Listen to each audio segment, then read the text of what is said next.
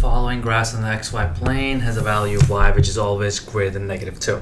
So what I've done for us here is I've drawn out all the graphs, A, B, C, and D. So let's check out, let's start with A. A is just, f of x is really, so let me just write this down too. F of x equals x plus 2, right? That's what answer choice A was. F of x is really just y. So this is just saying y equals x plus 2. And then think of your y equals mx plus b, where this is my y-intercept, so I graph that there. And then my slope, there's an imaginary 1 here, so my slope is just really 1 over 1, or rise over 1. So I graph that whole thing out, and the line will look something like this. Again, the question is saying, which of the following graphs in the xy plane has a value y which is always greater than -2?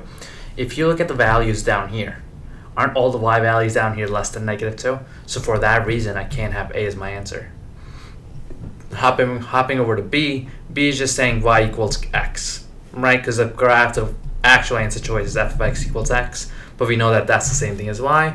And over here, there is no y-intercept, so my y-intercept is 0. My slope is just 1 over 1, or rise over 1, 1 over 1, and I graph that. Again, all the values down here will be less than -2, so for that reason, B wouldn't work either. Now I hop over to C and D.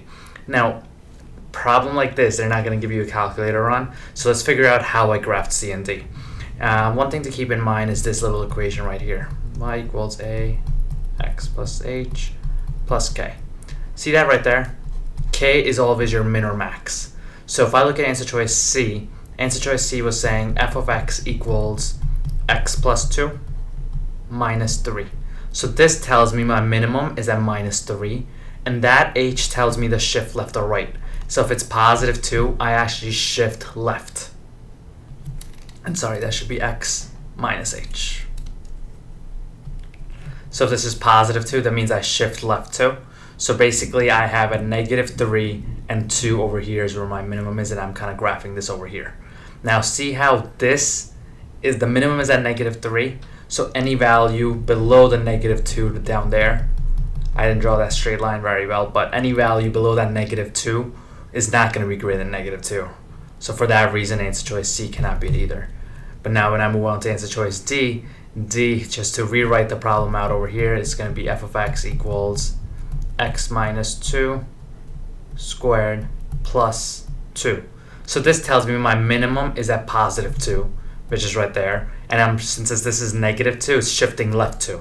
So right over here is my minimum. So see how all of these values are above my -2 point right here?